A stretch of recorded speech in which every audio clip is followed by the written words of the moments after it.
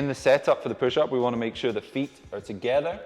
We want to make sure we're pulling our belly button in towards our spine, and we don't dip our bum. We don't want our bum sagging down like this. We want it up, tight core, okay?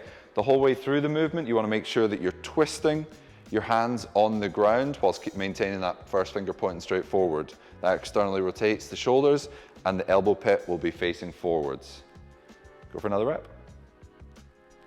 With the push-up, the movement standards are that we want to move from a plank position with a straight arm, shoulders above the wrists, down to a chest and thighs on the ground position, and then press back off to a straight arm. We want the chest and thighs to touch down to the ground at the same time, okay? And on the way back up, we want to leave the ground at the same time. Go for it again.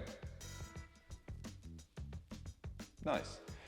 We ideally want the elbows to stay in the same place they are. So as you go for the push-up, we want the shoulders to go in front of the elbows. Go for the rep. Nice.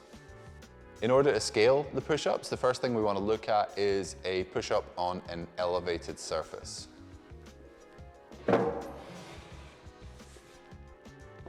With the elevated surface, we're going to perform the push-up in the exact same way.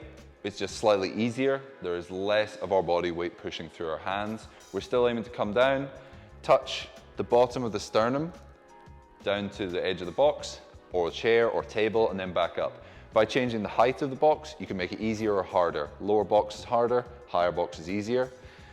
If you want to go somewhere in between the push-up on the box and the push-up on the ground, you can do negatives.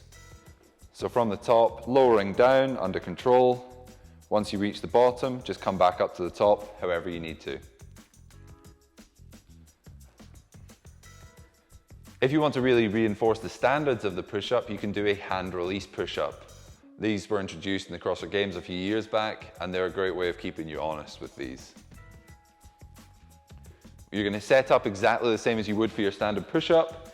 When you reach the bottom of the push-up, hands come off the ground, back onto the ground, and then push up.